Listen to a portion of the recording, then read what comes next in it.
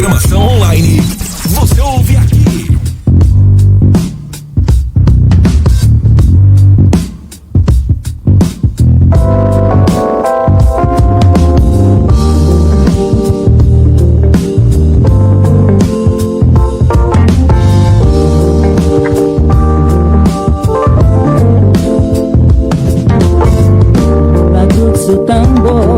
Temperados com esse groove inside my soul.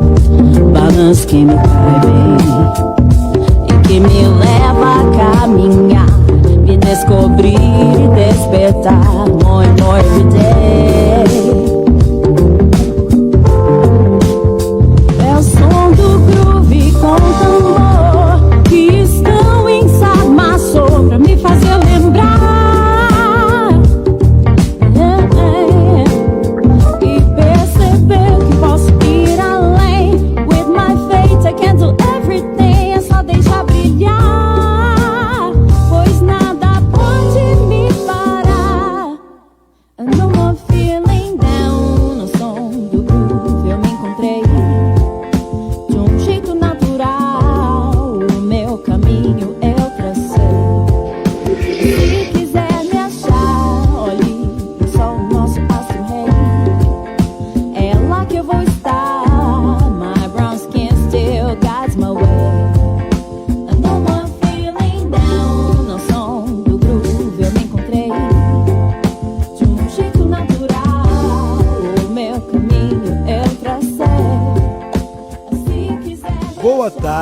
Pessoal, tarde maravilhosa, pelo menos pra mim, com esse friozinho, porque eu amo frio.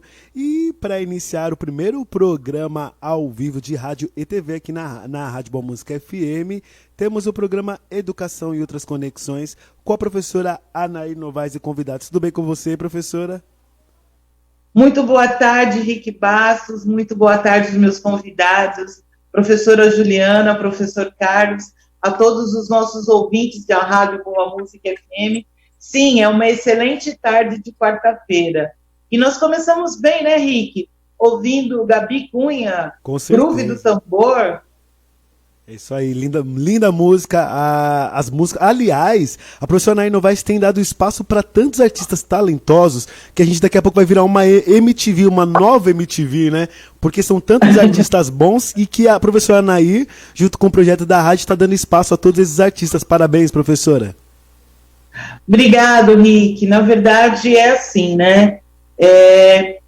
Eu não consigo, e penso que muita gente vai corroborar da minha ideia, nós não conseguimos viver sem a arte, né? Sem um bom livro, sem um bom filme, sem uma boa música. Não podemos estar hoje, né, por conta da pandemia, nesses espaços, mas a arte faz parte da nossa vida, né? Então, pensando nisso, nós criamos o projeto Cantando Lá de Casa, né, em tempos de pandemia, onde eu, professora Anaí, e você, Rick Bastos, pela Rádio Boa Música FM, damos oportunidades para os artistas independentes, com suas canções autorais ou canções de domínio público, mostrar a sua arte. E se você estiver interessado e está nos ouvindo, acesse os nossos links, né? Acesse as nossas redes sociais, não é isso, Rick? Isso mesmo, com certeza. Então vamos para o nosso bate-papo de hoje. Hoje o nosso tema é Tecnologia e Ciência Africana, com o professor Carlos Machado, e vamos falar de ciência, nutrição, alimentação em tempos de pandemia, com a professora Juliana Gurgel. Juliana, muito boa tarde, muito obrigada por você estar aqui conosco na nossa Rádio Boa Música FM. Tudo bem com você? Tudo, Naná. Prazer estar aqui com você, com o Rick, com o pessoal, falando de um assunto que eu gosto tanto, que é nutrição. E como pensar em nutrição em tempos de pandemia, Juliana? Então, Naná, eu queria falar primeiro como eu entrei na nutrição, como eu me apaixonei por essa área. Pode ser? Claro, você que manda.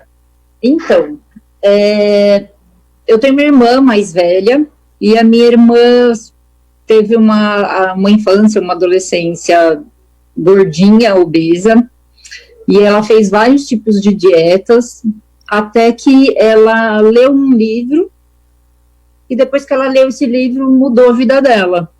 Minha irmã emagreceu e nunca mais engordou, que a minha irmã era uma sanfoninha, dava para tirar umas musiquinhas da minha irmã, que era engorda e emagrece. E aí ela me indicou um livro chamado Por que Engordamos, e eu li esse livro há uns 7, 8 anos atrás e me apaixonei pela área da nutrição.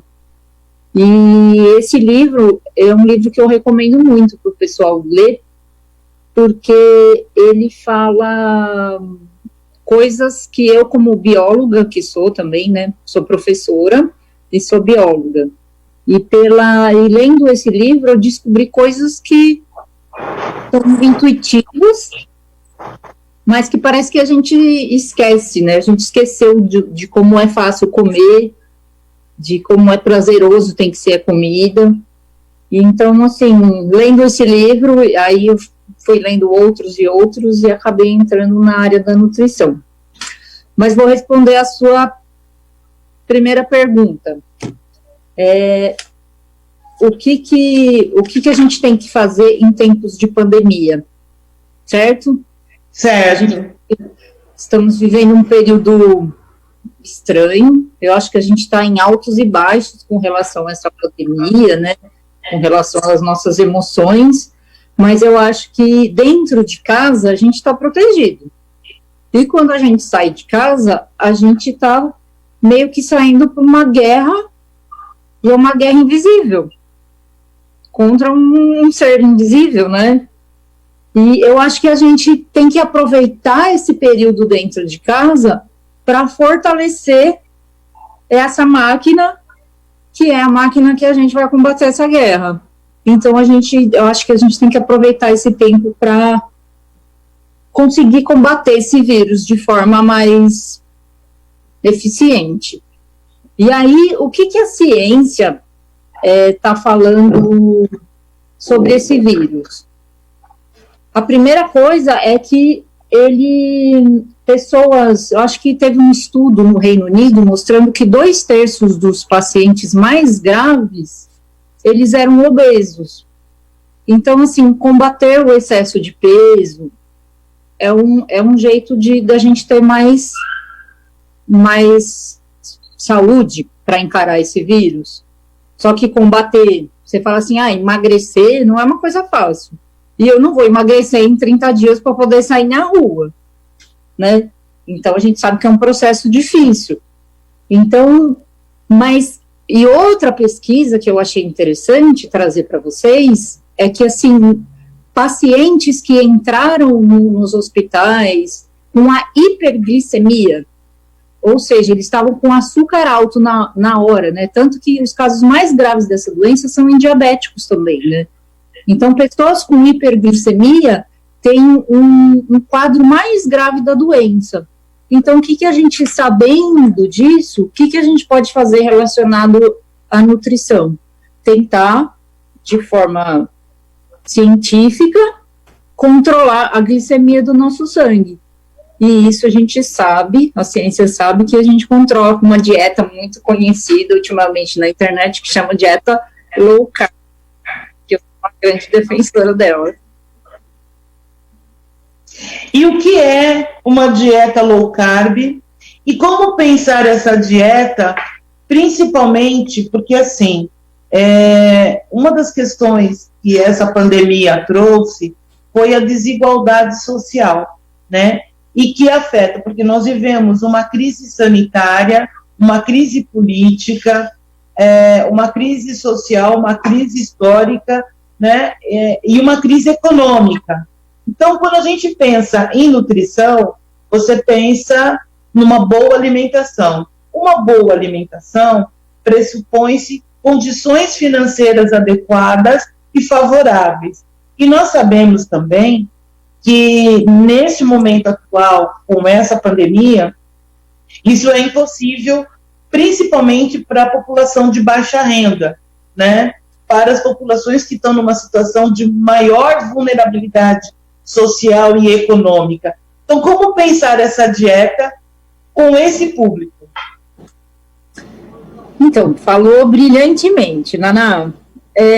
Assim, eu fiz uma listinha aqui de coisas que eu acho que são importantes para boa nutrição. Eu acho que a primeira de todas começa com a boa ciência, que hoje em dia já está complicado, porque a gente está vivendo numa época de terraplanismo, de antivacina, e que o presidente acha que ele é médico para receitar remédio, né? Então, número 1, vamos ouvir a boa ciência. Número 2, água. Temos que nos hidratar. E aí você falou exatamente, eu acho que o ponto. Eu acho que essa pandemia escancarou alguns fatores, algumas coisas, que eu acho que para muitos é uma realidade, para muitos, assim, a gente acha que é uma realidade distante, mas está na nossa cidade, que é a falta d'água, né? Falta do saneamento básico. Você fala, poxa, a hidratação, que é o item número 1, já esbarra aí, né? Na água que chega nas casas com esgoto, mas, então, são problemas que estão, acho que, aparecendo, assim, com grande força. Mas vamos lá. Como fazer uma dieta low carb com baixa renda? Primeiro, o que é uma dieta low carb? Low vem do inglês, que é baixo, e carb é carboidrato. Então, é uma dieta de baixo carboidrato. Eu não acho que ela seja em baixo carboidrato, eu acho que, porque o que é o carboidrato? Explicando, assim, de forma mais simples para quem está ouvindo a gente, pensa num colar de pérolas. A alimentação, a digestão, nada mais é pegar um colar de pérola e desmontar as pérolazinhas, né? E a gente usa a pérola, a menor parte. A menor parte de um carboidrato, a pérola, é a glicose. Então, quando a gente come muito carboidrato, a gente aumenta muito a glicose no nosso sangue. E o vírus está se aproveitando dessa glicose alta para continuar se multiplicando dentro do corpo das pessoas. Por isso que diabéticos têm sido as pessoas mais afetadas, né, nessa pandemia. Então, o que a gente pode fazer para baixar alimentos que não são esse colar de pérolas de glicose, que não são carboidratos, são as proteínas e as gorduras. Então, carboidrato é pão, é macarrão, é bolacha, é açúcar. Então, o que a gente pode fazer? Comer ovo. Eu acho que ovo, aqui a gente tem que tomar cuidado nas nossas entrevistas, senão passa um carro do ovo. Aqui na minha rua está sempre passando. Eu acho que é um alimento extremamente rico, nutricionalmente falando, ele não aumenta a glicemia no sangue e, ao mesmo tempo, eu acho que é de fácil acesso. Eu acho que as pessoas têm que tentar comprar comida no açougue, no sacolão e na feira. Eu acho que um lugar que a gente não acha mais comida boa é no supermercado. Então, se as pessoas puderem ir na feira comprar comida, eu acho que já é um bom começo. Legal, legal. Quando você fala, tem a nossa conversa, você fala da indústria da alimentação, e eu conversei nos bastidores com o professor Carlos, que eu falei que você destruiu a nossa ideia da cadeia alimentar, né? Que a gente tem uma noção da cadeia alimentar, e que você, numa aula de ciências, não é que destruiu, você ressignificou essa história da cadeia alimentar. Da pirâmide alimentar. Hã? Da pirâmide alimentar. Da pirâmide alimentar. Sim. E nessa ressignificação, olhando principalmente para a população mais vulnerável, porque é isso que a gente fala, né? Porque normalmente se associa, lógico, a questão econômica, ela é fundamental, ela é preponderante, nós não discutimos isso, mas você também pode ter uma alimentação saudável com uma baixa renda. E aí, quando você fala dessa pirâmide alimentar, você dá uma ressignificada. Você pode falar para nós um pouco? Então, como você estava falando, eu lembrei de dois conceitos que eu gosto de lembrar, que é assim, um é comida de verdade. Se eu tivesse que chegar aqui no seu programa e falar uma recomendação nutricional, eu ia falar, gente, é só comer comida de verdade. Você fala, o que é comida de verdade? É aquilo que a mãe natureza nos deu. Ponto. Animal, vegetal, é o que veio da natureza. E aí, o que veio da indústria, eu costumo chamar de substância comestível. São substâncias feitas pela indústria, falaram pra gente que a gente pode comer, elas são extremamente gostosas, isso a gente tem que se render, elas são muito prazerosas, palatáveis, porque elas têm realçadores de sabor, e eu acho que isso tudo contribui para que a gente viva hoje. Eu acho que a verdadeira epidemia que a humanidade está passando não é a epidemia de Covid-19. A gente está passando uma epidemia de obesidade no planeta. Eu acho que é isso. Então, comida de verdade é aquilo que a mãe natureza nos dá, né? E como conceituar isso dentro dessa pirâmide alimentar? Então, desde os anos 60, eu falo que a nutrição hoje está indo num caminho muito ruim, falando dessa indústria. Eu coloquei um monte de livros aqui na minha mesa para conversar com vocês sobre os meus livros, que a indústria farmacêutica e a indústria alimentícia, elas têm um poder, uma força, mas não é um poder para cuidar da saúde da gente, é um poder econômico, né? E a gente tem que ter muita clareza disso. E assim, aparentemente, desde os anos 60, a gente está tentando resolver um não problema na ciência. Qualquer um não problema. Até os anos 60, 70, a gente via as famílias, estava todo mundo indo bem.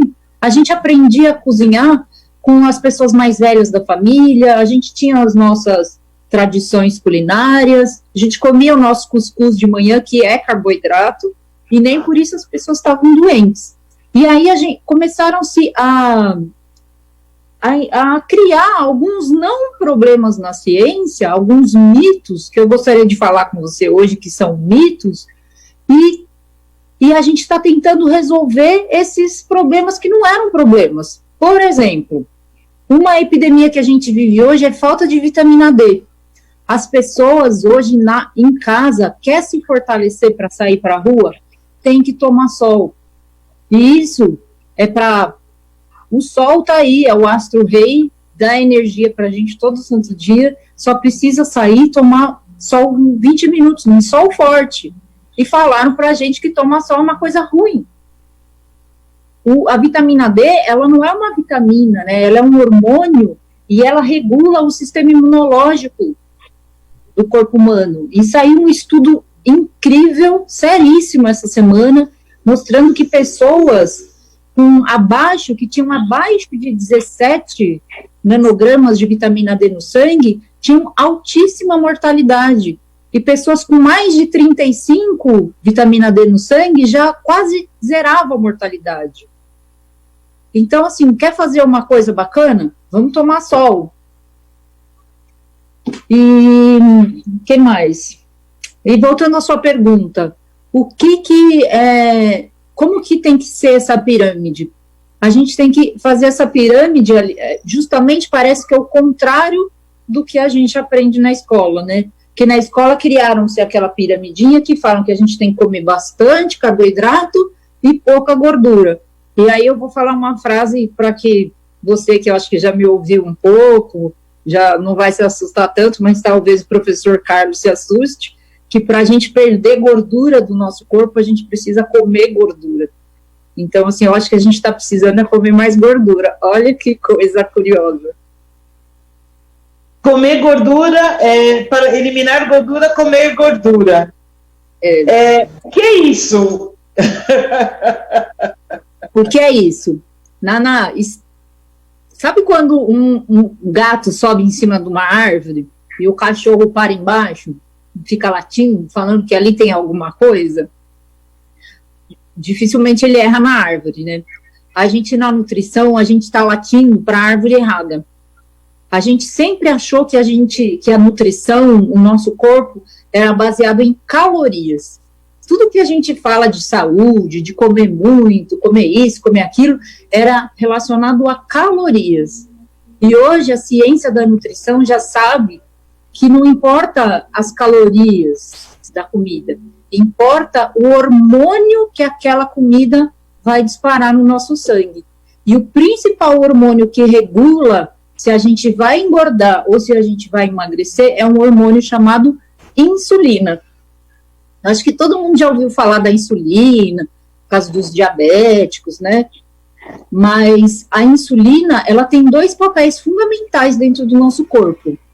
A primeira função da insulina é guardar a glicose. Quando a gente come aquele colar de pérolas, que libera um monte de açúcar dentro do nosso sangue, o açúcar ele não pode aumentar muito, né? Por isso que diabéticos têm problema, quando o açúcar aumenta muito. Então a insulina, ela vem e começa a guardar aquela glicose dentro das células. Só que a mesma insulina, ela fala para a gordura, fala, gordura, fica aí que eu vou lidar com a glicose, porque ela é tóxica, olha os diabéticos aí. Então ela fala, eu vou lidar com a glicose. Então o mesmo hormônio que cuida da glicose bloqueia a saída da gordura. E aí, na pirâmide alimentar, essa ciência mal feita que estão falando aí pra gente, falaram aí em algum período para trás, que um dia com mais calma eu posso contar para o pessoal, que é saudável a gente comer de 3 em 3 horas, não falaram? Tem tanta mentira na área da nutrição, eu poderia ficar assim, o programa inteiro falando das mentiras aqui, dos mitos que a péssima ciência criou. E um deles é esse. Falaram que para a gente ser saudável, a gente tem que comer de 3 em 3 horas.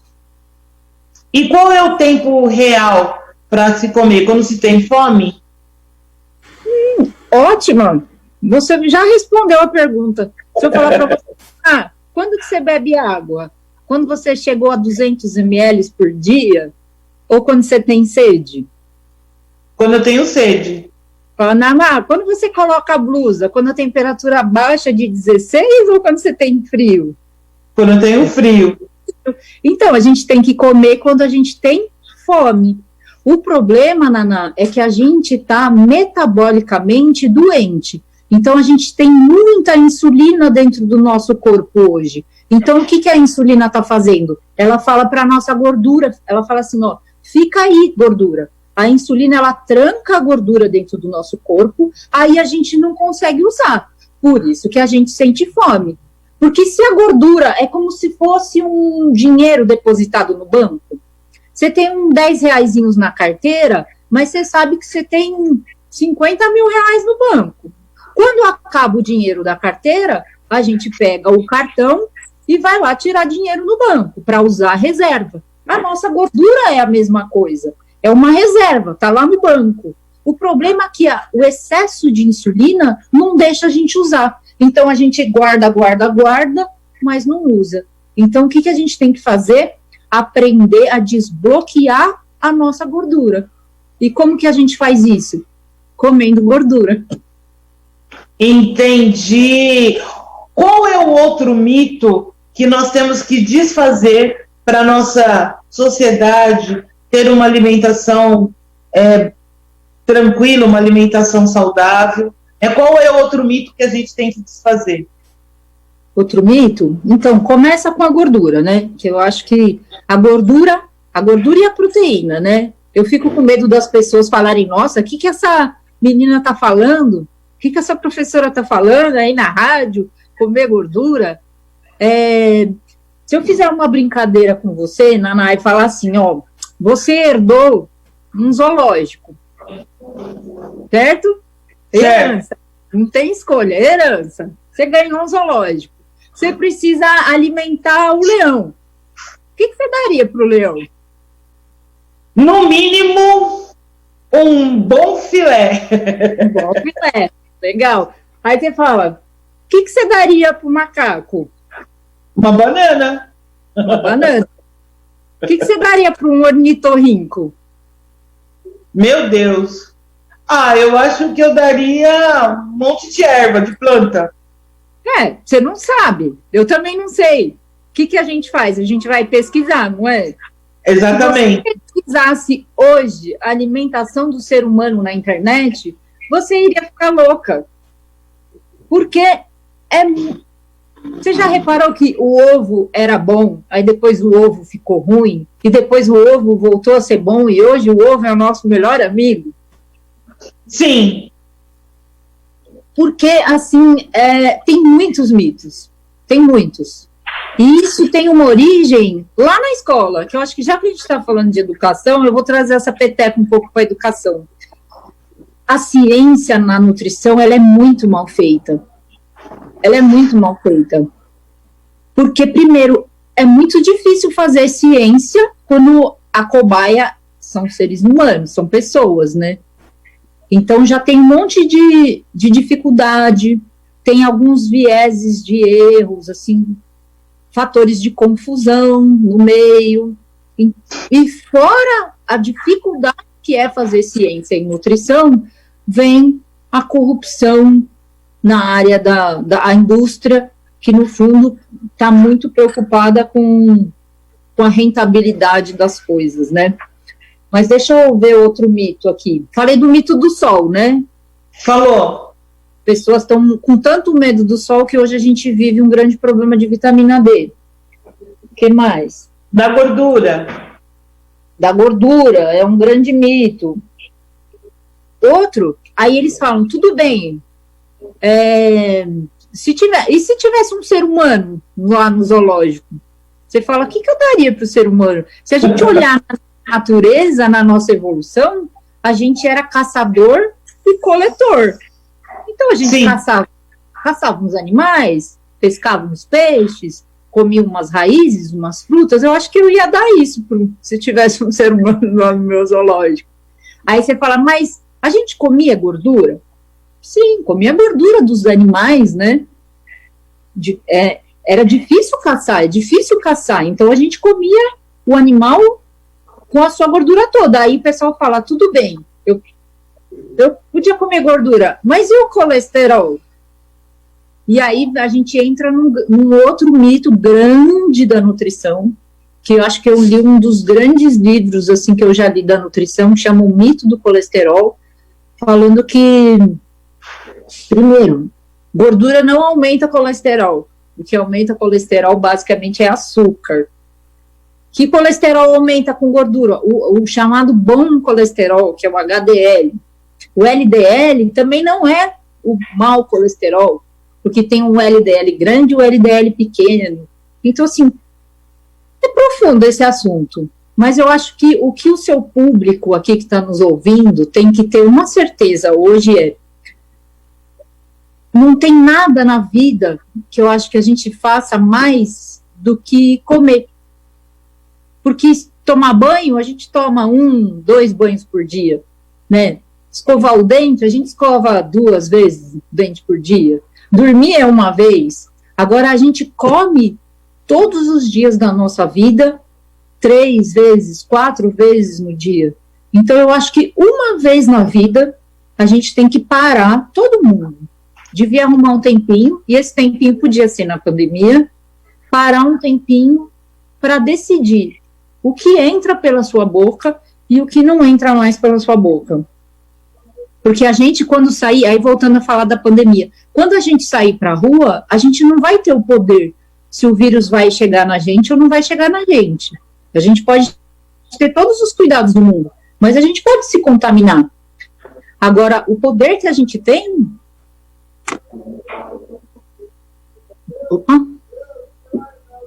O poder que a gente tem é de como o que eu vou colocar na minha boca hoje vai influenciar na minha saúde amanhã.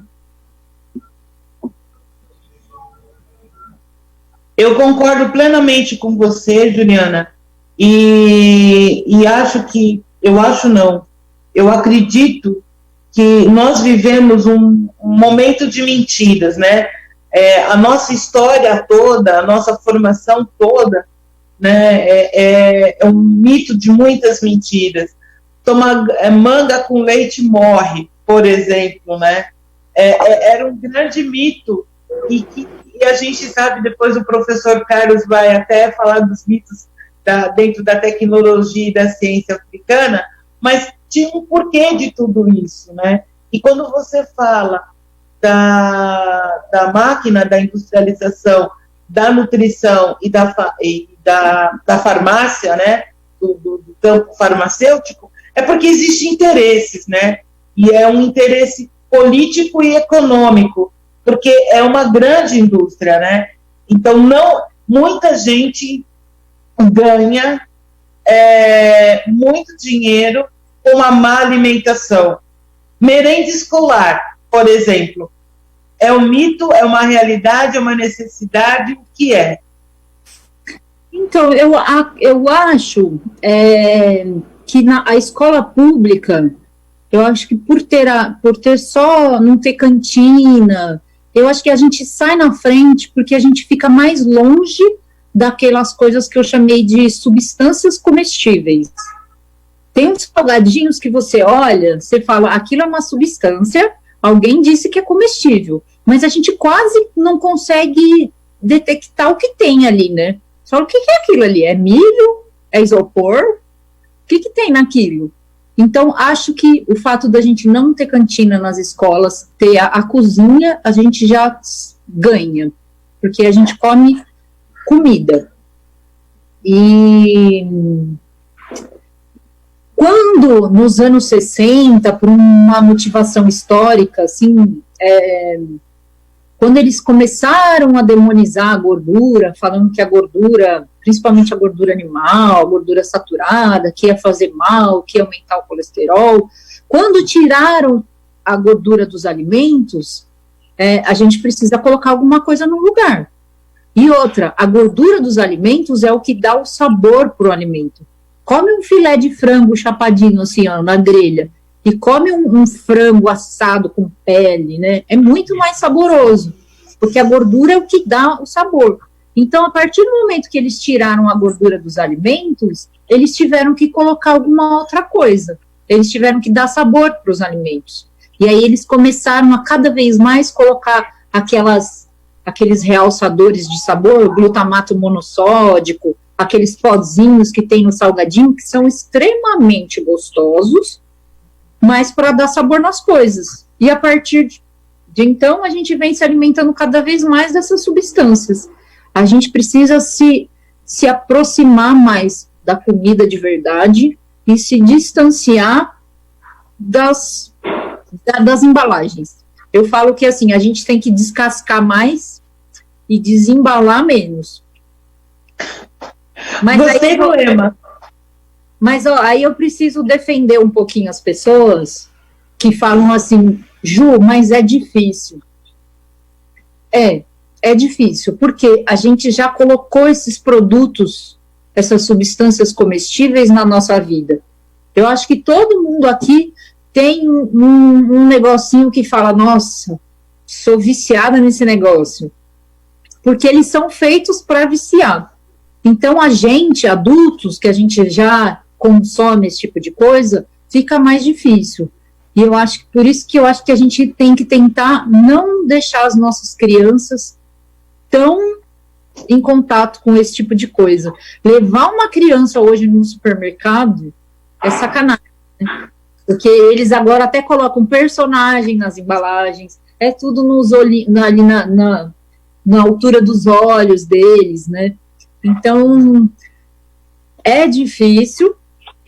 E em momentos de pandemia, a gente ainda está com uma situação ainda mais delicada, porque a gente está com uma grande ansiedade. A gente está vivendo um momento ansioso, que está todo mundo assim numa montanha-russa. Tem horas que você está com uma ansiedade lá em cima, acontece alguma coisa com alguém que você conhece, aí parece que o vírus está chegando perto, e aí tem muita gente que faz o quê?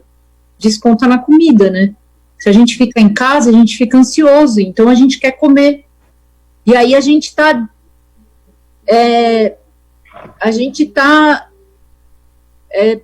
desarmando ou prejudicando a nossa arma de guerra, que é o nosso corpo. Entendi. Ju, estamos chegando ao final do nosso bloco, mas eu tenho certeza que no nosso chat da Rádio Boa Música FM, muitas perguntas devem ter surgido e a gente responde depois. E agora eu vou chamar o nosso querido Rick Bastos. É isso aí, pessoal. Quero agradecer as pessoas que estão mandando mensagem aqui no nosso chat, aqui na Rádio Boa Música FM. O Fabiano Domingos, de São Paulo, está parabenizando a esse programa e o tema, além de falar sobre alimentação. Parabéns, doutora Juliana. Gostaria de saber, se eu fizer uma dieta sem consultar um médico e sim fazer uma dieta vendo esses vídeos no YouTube, se é legal ou não? Então, já começa com a palavra dieta. Dieta é um negócio feito para ter começo, meio e fim, e ela sempre vai fracassar. Porque não é fácil fazer dieta. O que ele tem que fazer é um novo estilo de vida. Aí eu acho que a internet pode ajudar ele, se ele for nos canais certos. Se ele fala assim, ó, a partir de hoje eu decidi que a minha alimentação é assim. E aí isso não vai ser mais um peso para ele, isso vai ser um prazer, né? Então, assim, se ele quiser uma página na internet, tem muita coisa boa, tem muito professor bom, e ele pode procurar o Dr. Souto na internet. Vou deixar essa dica para ele, o Dr. Souto, e ele vai conseguir mudar aos pouquinhos o estilo de vida dele. Doutor Souto, olha só que legal, pessoal. Tá aí a dica. Próxima é da Carla. A Carla é de São Paulo, Zona Leste, está parabenizando o programa, disse que já segue a professora Nair Novaes, vem acompanhando os programas. Parabéns, professora. Obrigado. A dieta feita pelas modelos não é recomendada pelo que vimos na televisão. É realmente algo forçado e que leva muitas a bulimia ou outros problemas de saúde. Qual a sua opinião, doutora? Pois cada vez mais vemos quanto tem modelos se sacrificando para alcançar o corpo perfeito. Então, legal, gostei da pergunta, Carla. Carla, lembra que eu falei que a gente estava latindo para a árvore errada? Quando a gente estava muito preocupado em calorias, o único jeito de emagrecer, de ter um corpo de modelo, é comendo muito pouca caloria. Então, essas modelos sofrem, né? A gente via até desmaiando, tendo problemas de saúde, porque você tem que comer 600 calorias, 800 calorias para ter um corpo daquele. Fora a saúde, que a gente não está falando disso, né? E aí, quando a ciência da nutrição avançou, e desde 2013 a gente está vivendo uma revolução nesse mundo da nutrição, a gente não corre mais atrás de caloria, a gente fala de hormônio. Então, a dieta low carb, que eu acho que vocês têm que se aprofundar mais, é uma dieta que você não precisa contar calorias, você não precisa passar fome, você precisa contar hormônios. E nisso, a Juliana Paz é um exemplo bem interessante de um corpo moldado na low carb. Pois é. A Vilma está parabenizando o programa e disse assim: eu parei de fumar e estou comendo muito, estou muito ansiosa, voltei a fumar já faz 2 dias, diminuí a minha ansiedade e passei a comer menos. Eu sei que isso é errado, mas eu não sei o que fazer para colocar no lugar do cigarro essa ansiedade. Eu acho que ela fez uma péssima troca, viu? Péssima troca. Outra notícia incrível, essa pandemia trouxe coisas muito ruins, né, que a gente estava falando da falta d'água, dessa diferença social, mas ao mesmo tempo trouxe algumas notícias como os animais voltando para alguns lugares, né, e teve um número recorde de pessoas que pararam de fumar nessa pandemia. Então, eu esqueci o nome da colega aí, mas eu estou achando que ela devia comer mais e deixar de fumar. Depois, ela vai fazer algum exercício, vai fazer alguma coisa para ela tentar controlar essa ansiedade aí, que não é muito fácil. Porém, eu tenho uma dica. A vitamina D, que não é vitamina, é um hormônio esteroidal, e ele uma das coisas que ele ajuda é na ansiedade. Então, tá com vontade de comer? Vai pra calçada e toma um sol. Rick,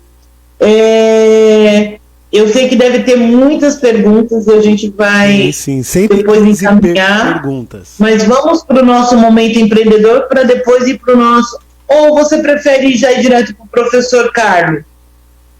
Vamos aproveitar esse tempo para já seguir o professor Carlos e no final a gente põe o momento empreendedor. Pode ser, professor? É a senhora que sabe. Pode sim. Pode sim. Ok, vamos lá. Ju, gratidão, gratidão, gratidão.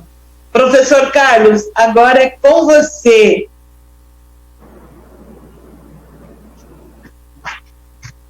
Desmuta o seu telefone. É verdade. Boa tarde a todos e todas. Boa tarde. Obrigado, professora Anaí. Imagina, eu estou muito feliz de você estar aqui conosco, né? Comigo, com a Juliana e com os nossos ouvintes. Hoje nós vamos falar agora de tecnologia e ciência africana. É um trabalho maravilhoso, mas eu cometi um erro com a professora Juliana, mas eu não vou cometer o mesmo. Quem é o professor Carlos e como ele chegou neste lugar? Beleza, vamos lá. Então, eu sou filho da dona Maria Eusébia Gonzaga, do seu Écio Dias Machado. Minha mãe é uma imigrante, do estado de Minas Gerais, de uma cidade bem pequena chamada Araponga. Meu pai é daqui da cidade de São Paulo, e eles se conheceram nos anos 70, e eu vim ao mundo, né? Então, eu sou daqui da cidade de São Paulo, vivi muito tempo da minha vida na Zona Sul, em Diadema, e a partir dos 18 anos eu comecei a voltar para São Paulo, né? Eu queria conhecimento, eu queria agitação, eu queria namorar, queria ter amigos, né? Então eu saí de Diadema, que é uma cidade bem pequena, hoje com 500 mil habitantes, e vim aqui para São Paulo. Então, eu sou bacharel, licenciado e mestre em História Social pela Universidade de São Paulo. Eu sou ex-bolsista da Fundação Ford dos Estados Unidos. Sou escritor do livro Gênios da Humanidade, que está aqui, né? Ciência, Tecnologia e Inovação Africana Afrodescendente. Sou autor também desse livro anterior, que é o Ciência, Tecnologia e Inovação Africana e Afrodescendente. Escrevi vários livros, entre eles Wakanda para Sempre, que é um livro mais recente, de 2019, que eu trato sobre, é um guia para entender o filme Pantera Negra. Eu escrevo na revista Raça Brasil, e sou professor municipal, e agora também eu sou deputado do Estado da Diáspora Africana, que é uma proposta de se fazer a sexta região. O que é a sexta região? É a região onde a população negra está no planeta. Então é Ásia, Oceania, Europa e América. Então a ideia no futuro é juntar todos os povos negros do mundo na ideia da gente fazer uma grande união africana. E basicamente é isso. Sou casado com a Raquel Machado, moro aqui na Zona Leste. Isso é ótimo. Quando a gente fala do continente africano, muitas pessoas pensam que no continente africano não tem ciência, não tem tecnologia. É como se tudo fosse primitivo, né? Como se tudo fosse savana. E muitas vezes algumas pessoas tratam o continente africano como se fosse a África um país e não um continente. Como descolonizar esse olhar e quais são as tecnologias e as invenções trazidas do continente Mãe África para nós, aqui na diáspora? Beleza. Essa ignorância ou o projeto político de ocultar que de fato é o continente africano é um projeto muito bem feito e que causou e tem causado muitos problemas.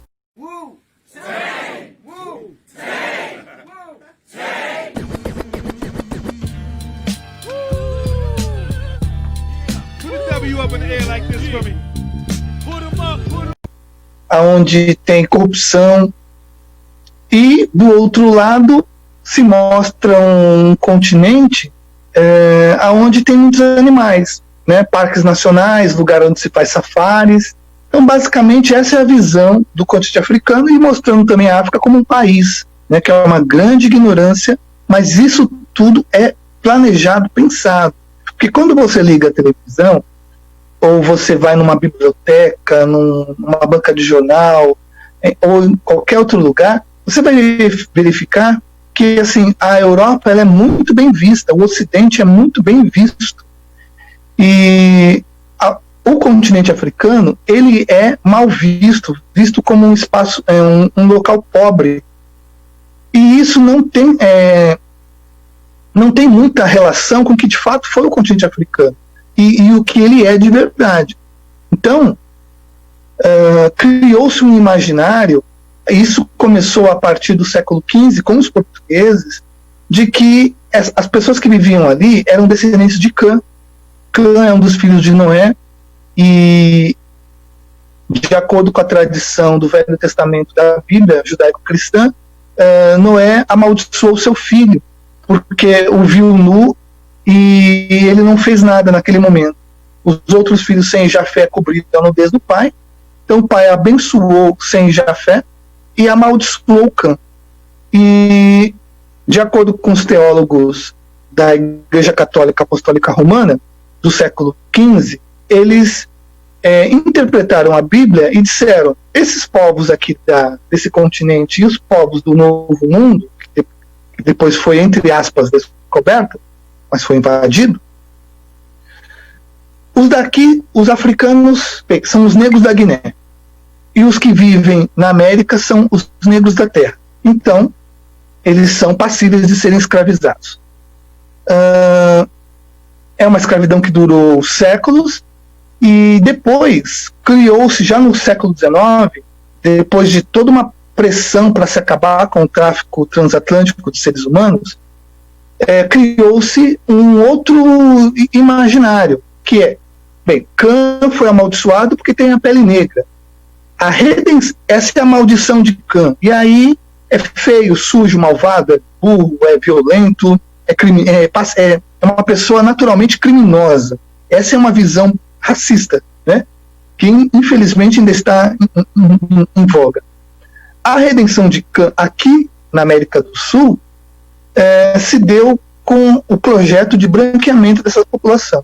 Então, para você ser gente, para você ser incluído, você precisa deixar os seus traços físicos. E junto com isso, houve todo um processo de desumanização, começando com a religião cristã, inicialmente os católicos, posteriormente os evangélicos, pensando em América do Norte, América Central, América do Sul também. E aí entrou dentro desse rol a inteligência. Então, quem é inteligente? Quem é bonito? Quem nasceu para comandar? Então, todas essas características foram dadas ao branco. Quem é a pessoa que você precisa olhar e dizer: olha, esse aqui é o modelo de ser humano, é o homem universal, o homem branco, né? O homem negro, ou que não é indígena ou asiático, eu tenho que olhar para a mulher branca porque ela é o modelo que eu tenho para deixar de ser negro, para a próxima geração ser mais clara. Então, tudo isso está dentro da nossa cabeça. E aí eu trabalhei esse tema sobre a inteligência, né? Mas como é que eu cheguei nesse assunto?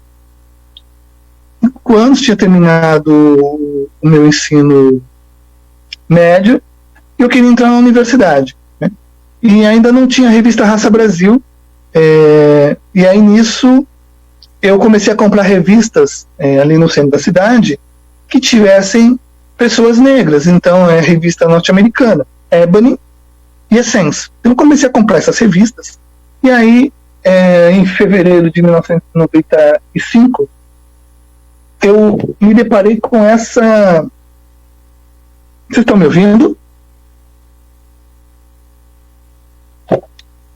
Oi, vocês estão me ouvindo? Sim, estamos. A professora Nair e a Juliana colocaram no mute para o seu áudio se destacar mais, tudo bem? Sim. Perfeito, obrigado. Então aí eu tive contato com essa informação na revista Ebony, fevereiro de 95. Todo dia você usa uma dessas coisas. A caixa de correio, o pino de golfe, o filamento de carbono da lâmpada elétrica, a geladeira, o semáforo e a caneta tinteiro. Você está celebrando a história negra. Então, essas 6 invenções que fazem parte do nosso cotidiano foram inventadas por pessoas negras. Então, isso eu não sabia. Isso foi uma novidade para mim. Foi um grande choque. Eu falei assim, gente, como é que eu não fiquei sabendo disso? E eu achava que eu era uma pessoa bem informada. Estava antenada em tudo que estava acontecendo, rádio, TV, revistas, jornais, bibliotecas. Eu estava, né? Tudo que eu tinha oportunidade de ver e saber, eu estava por dentro, né? Mas isso eu não sabia. E eu falei assim, mas como é que essa informação, que já tem um certo tempo, tem invenções aqui de 1891, de 1899, de 1890, de 1923, eu estou no ano de 95 e eu não sabia disso, isso não chegou até mim. Comecei a perguntar para as pessoas também não sabiam do assunto. Aí nessa eu entrei na Universidade de São Paulo, fiz a graduação em História, e já no finalzinho da graduação eu pensei o seguinte, olha, alguém precisa escrever um livro a respeito disso. Mas quem é que vai escrever? Vai ser eu mesmo. Então eu vou escrever este livro. Com os recursos que eu tenho, eu nunca escrevi livro na minha vida, eu só fiz trabalhos escolares, então eu vou fazer um livro. Vamos lá. Em 2005, eu tinha sido demitido de uma empresa, fiz acordo com essa empresa e tal, e fiquei 9 meses organizando esse livro, traduzindo, levantando informações, e aí em 2005 saiu o livro. E aí, em 2006, eu registrei este livro e comecei a divulgar para as editoras. E isso levou longos 12 anos, né? E houve não dos mais diversos tipos. Seu livro não se encaixa na nossa linha editorial, seu livro é acadêmico, quem é que vai ler o seu livro? Para publicar aqui você tem que pagar, e por aí vai. Então, ele saiu em 2017. Mas nesse período todo, 12 anos, levou 12 anos para o livro sair. Nesse período todo, eu já tinha pesquisado a respeito. Então, eu pesquisei ainda mais, porque assim, interessante, eu converso com as pessoas acham interessante o tema do livro, por que as editoras não acham? Mas eu já sabia a resposta. Sabe qual é?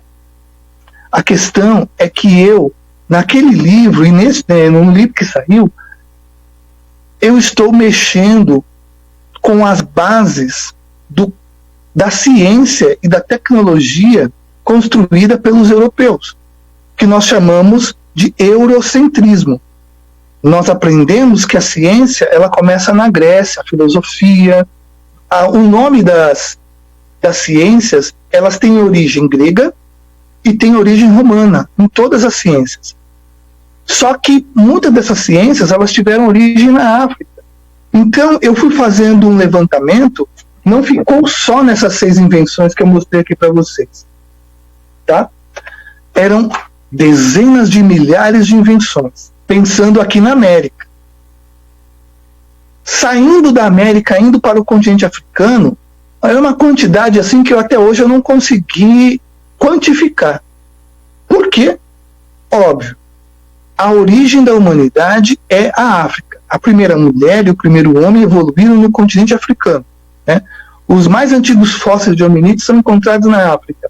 Então, o mais antigo fóssil do Homo sapiens é de 350 mil anos e está localizado em Jebel Irhoud, no Marrocos, na África Setentrional, no norte.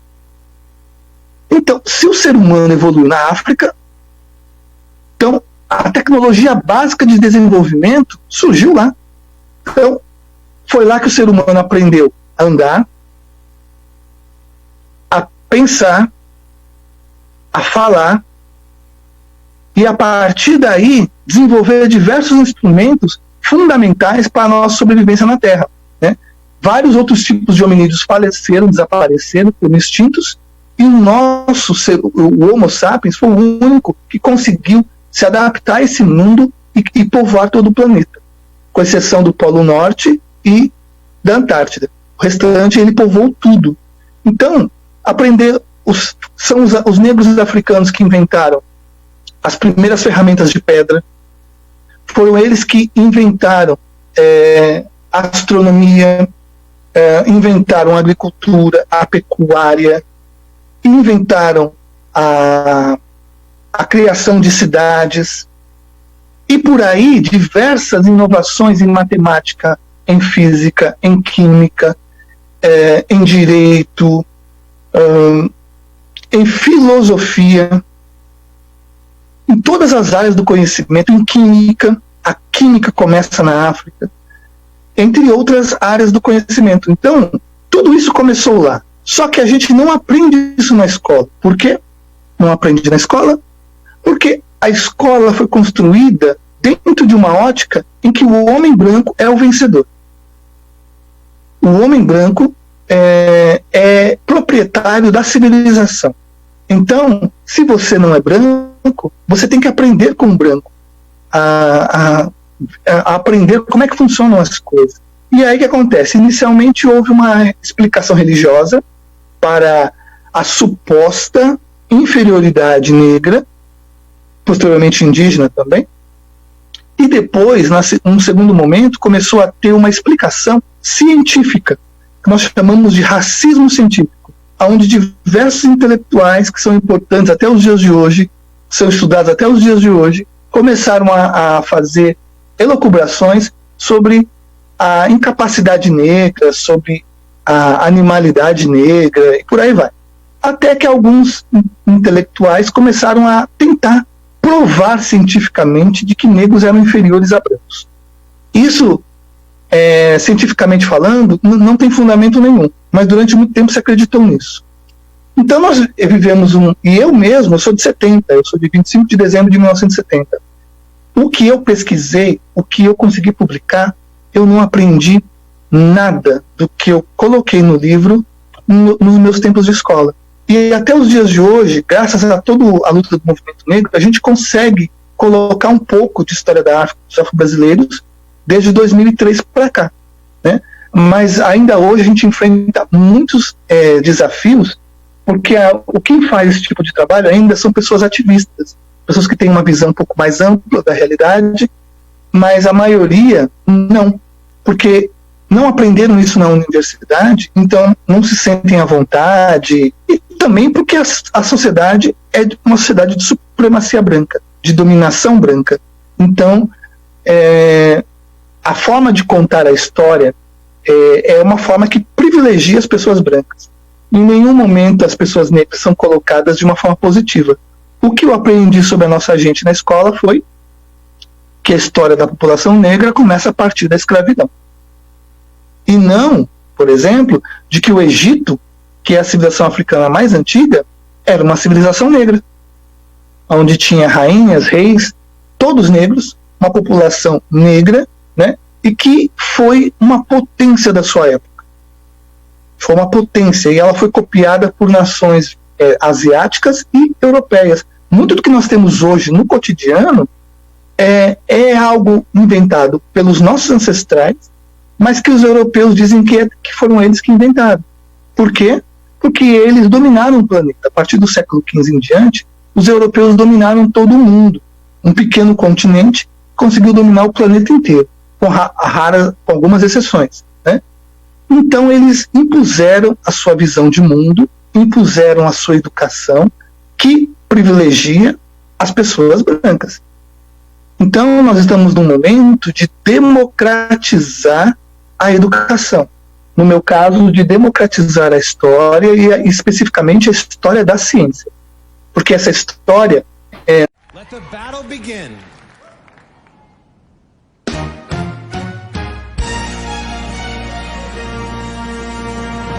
This is a man's world. This is a man's it wouldn't be nothing. Nothing. Without woman over there. See, man made the cars take us over the road. Man, make the train to carry the heavy. São séculos de negações, né?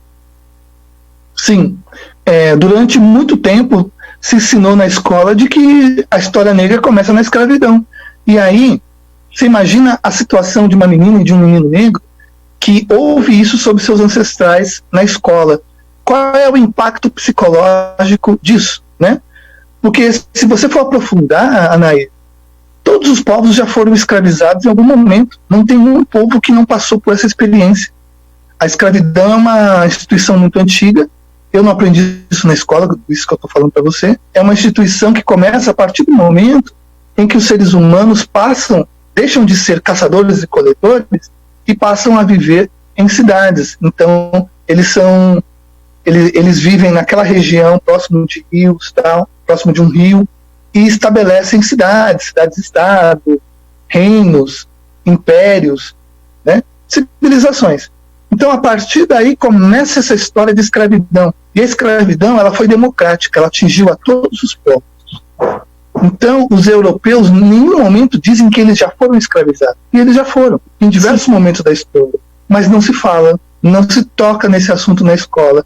Então, a forma como se fala é uma forma de valorizar a identidade branca para uma parcela da população e desqualificar e desvalorizar a experiência negra, indígena, por exemplo, né?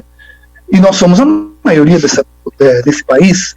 Então, quer ver um exemplo de uma coisa que o povo negro inventou e pouca gente sabe? O método científico. O método científico é a base da ciência, da produção científica, né? Porque eu falei bastante aqui de tecnologias, agora eu vou falar da ciência. O método científico começou com um papiro, chamado de Papiro Edwin Smith, de cerca de 1600 a.C., de 2.600 anos atrás. Tá? Ele estabeleceu o método empírico. Ele contém conselhos práticos e objetivos para os médicos quanto ao exame, diagnóstico, tratamento e prognóstico de ferimentos e doenças. E ele fornece evidências de que a medicina em Kemet, que é o nome original dessa civilização, que significa terra preta, mas a gente conhece como Egito, que é um nome que os gregos deram, né, era praticada como uma ciência quantificável. Então, o método científico não começou na Europa. Um outro dado que eu posso te trazer é a universidade, o Centro de Altos Estudos. Peranque começou por volta de 2.200 a.C. E aí a gente aprende que a universidade mais antiga do mundo é a Universidade de Bolonha. Peranque significa casa da vida, era o lugar onde as pessoas aprendiam. E muitos europeus também foram lá estudar. Muitos gregos aprenderam, levaram para os seus reinos e disseram que aquele conhecimento era deles. E aí ficou assim, entendeu? Então é fundamental que a gente faça esse movimento, de fazer esse levantamento, porque o que eu estou trazendo aqui é muito pouco em relação ao que o povo negro inventou. Para que a gente entenda de que é necessário democratizar o acesso ao conhecimento. E o meu livro ele tenta fazer um pouco disso em diversas áreas, em línguas, sistemas de escrita, química, em diversas áreas. E é fundamental, quando as pessoas que leem o livro, que sabem dos assuntos, que me acompanham em blog, falam assim: Carlos, é um misto de alegria e é um misto de tristeza ao mesmo tempo. Como é que não me falaram isso, que na África tinham cidades? Porque os desenhos animados mostram uma África onde tem homens com um osso na cabeça, uma saia de palha, colocando brancos para serem cozidos, assados num caldeirão.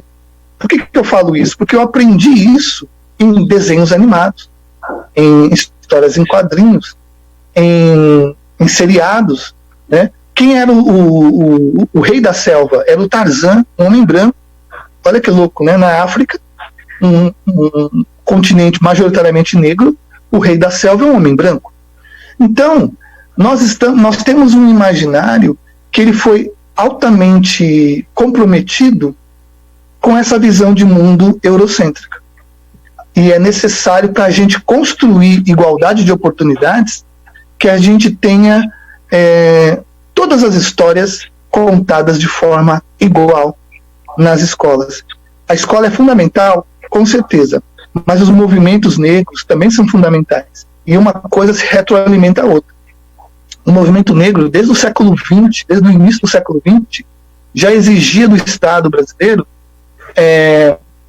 que se ensinasse história africana e a história da população negra aqui.